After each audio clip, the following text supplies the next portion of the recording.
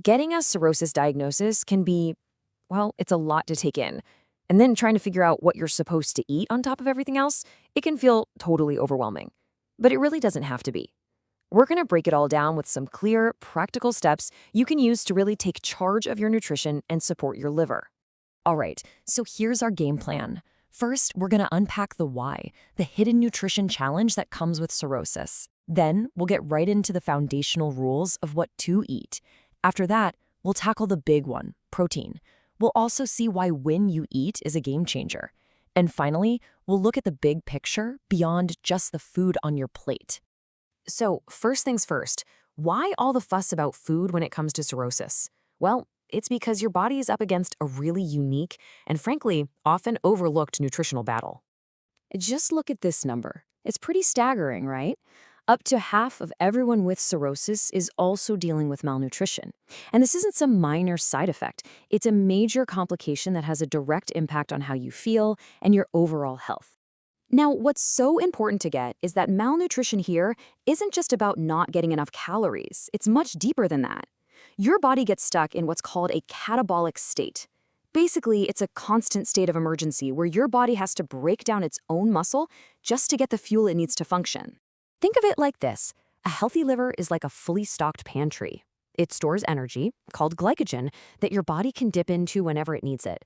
But with cirrhosis, that pantry is almost bare. So when you go a while without eating, like when you're sleeping all night, your body kind of panics. It needs fuel from somewhere. And with no energy in the pantry, it's forced to start tearing down the walls, which in this case is your muscle. This is what leads to that weakness and muscle wasting. Okay, so now that we know the problem is this constant muscle breakdown, let's talk about the solution. These food rules are really your first line of defense. They're how you start to fight back. And this lays out the strategy perfectly. On the one side, you want to load up on foods that are packed with nutrients and easy on your liver. Lots of colorful fruits and veggies, whole grains, lean proteins.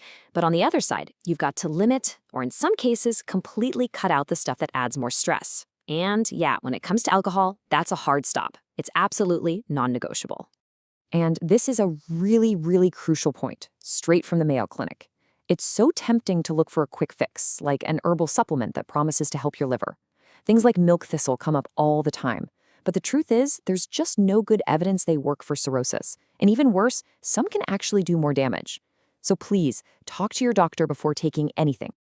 This brings us to a huge topic, and one where the medical advice has done a complete 180. Let's talk about protein.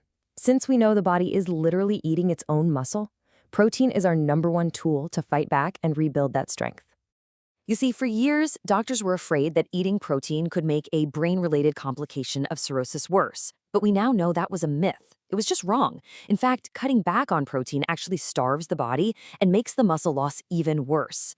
The modern guidelines are crystal clear. You need protein. It is absolutely vital to maintain your muscle mass.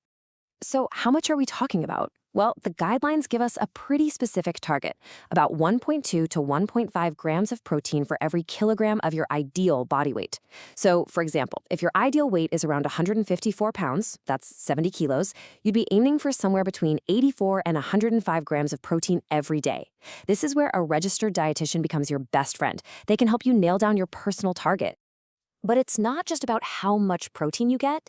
The kind of protein really matters too. And you can see here things like lentils, Greek yogurt, chicken, and fish are often tolerated way better than red meat. Why is that? It's because they create less ammonia during digestion, which means less work for your liver. You get all the good stuff without the extra strain. Okay, so we've covered the what to eat. Now let's get into the when. Because it turns out the timing of your meals is an incredibly powerful tool for protecting your muscles. So remember that long, damaging fast your body goes through overnight? Well, this is how we beat it. The strategy is to simply shorten the time you go without eating. We do that by having small, frequent meals and snacks all day long. This keeps a steady stream of fuel coming in, so your body never has to hit the panic button and start raiding your muscles. And this quote from the official guidelines says it all.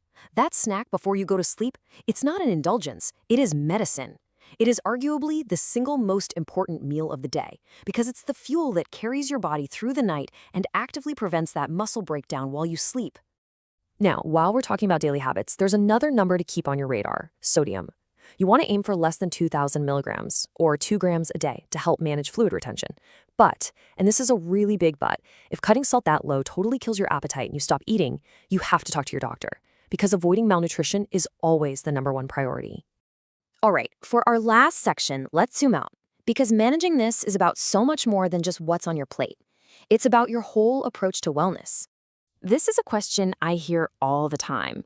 I think we're all so used to thinking that if something feels good, it must be bad for you, especially for your liver. But when it comes to coffee, the science has been a really pleasant surprise.